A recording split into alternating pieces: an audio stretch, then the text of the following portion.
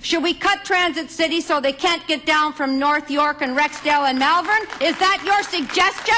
My own question. Actually, is that your suggestion? When the public comes down to Depute, it's our time to listen, and we're not always going to like what we hear. We just have to suck it up. Fall down by the John Tory show from the Rotunda here tonight. And if my tone in any way last night put anybody off, I of course have to apologize to them. Come and run against me.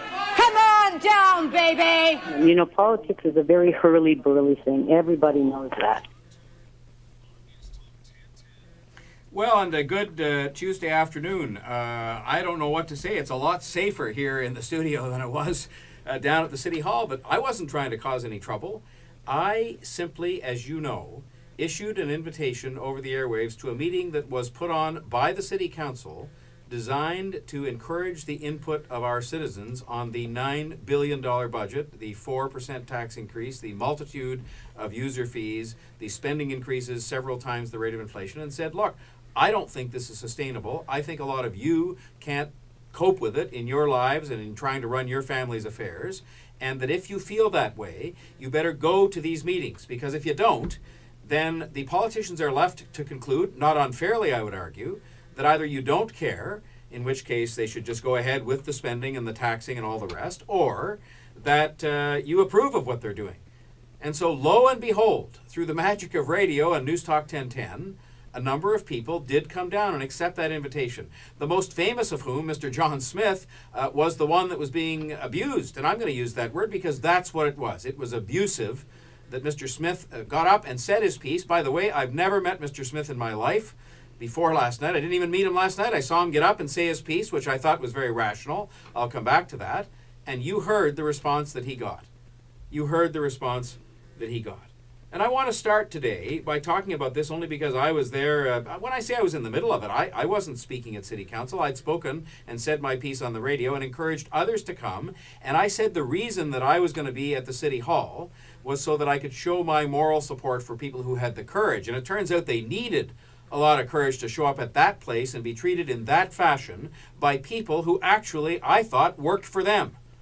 It worked for them. It's called public service, which I think means you serve the public. And these people were members of the public. They were not put up people. They were not sent down. They were not agents for anybody or any candidate. They were people who cared enough to come out and say their piece, and I thought did so in a very rational, intelligent way.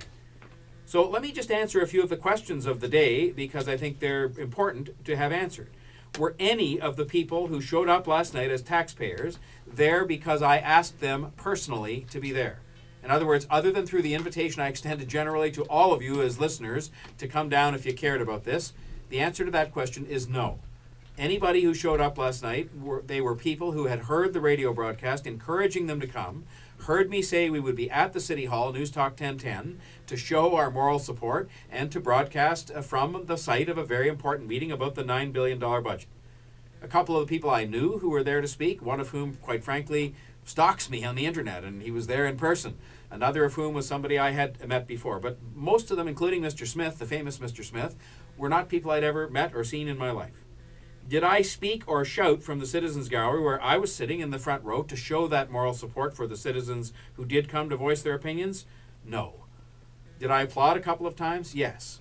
You're talking to the guy here, or listening to the guy here, who didn't heckle the entire time, not once, that I was in the Ontario Legislature as Leader of the Opposition, so why am I going to start in the Spectators Gallery at the City Hall?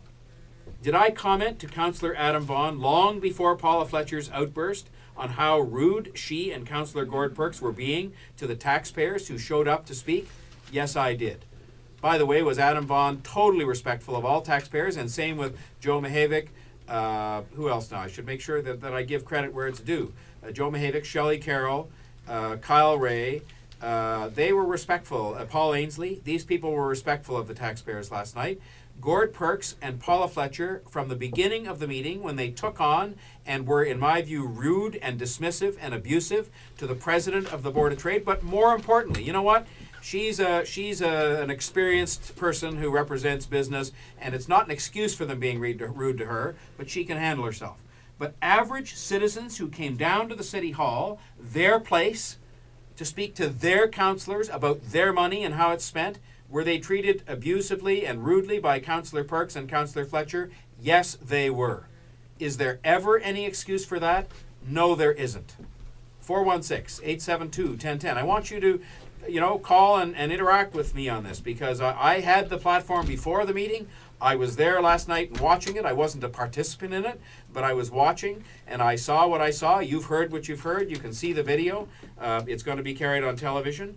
But I want you to phone in if you feel somehow differently about this.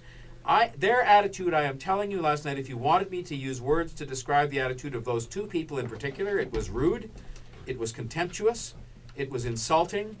They would ask average citizens what I would call trick questions. The citizens would stand up, and here was the gist of the message. By the way, there were lots of other people in the room, especially from the arts, who showed up to say you should spend more as a city government. My attitude on that, by the way, is they all made a perfectly valid case as to why we need more investment in the arts. And I would have said to them, well, we can't do that until we actually do some of the other things the other people were advocating to bring spending under control, because we're using borrowed money to do these things. We can't even afford to keep the roads up properly or to pay for all the other things the city government does now, so we may have to postpone additional investments in the arts. But by the way, were the people advocating more spending on the arts treated rudely or contemptuously or asked trick questions about the budget?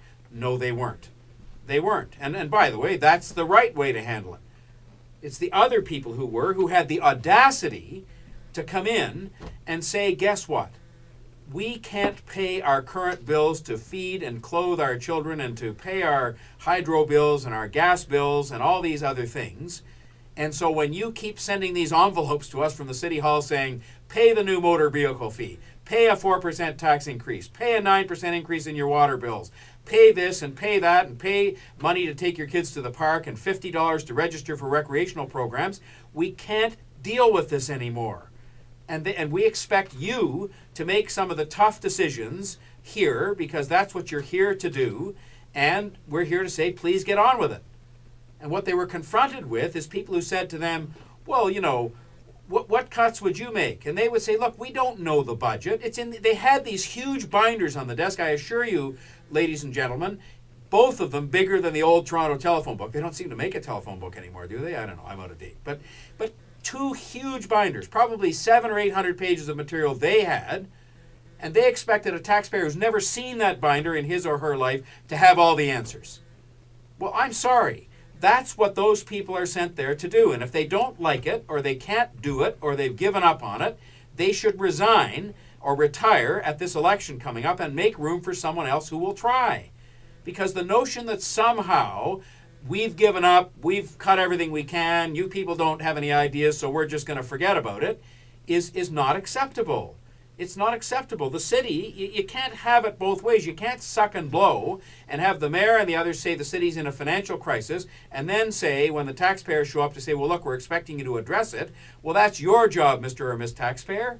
It's not their job. They can supply some ideas, but to be treated with contempt when they don't have answers to trick questions that nobody, including half the council, I'll bet if they tested half the council, if they'd been there last night, there's another issue, by the way, 8 out of 44 were there for the public meeting, or one of the two, on the budget. 8 out of 44. The other people, I don't know where they were.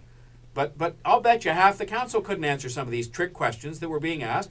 Why would you ask a taxpayer a trick question? Why would you ever do that? Anyway, I've got more to say about this. It's 4:15. It's time for News Talk 1010 Time Saver Traffic, and Guy is covering the Gardner QEW.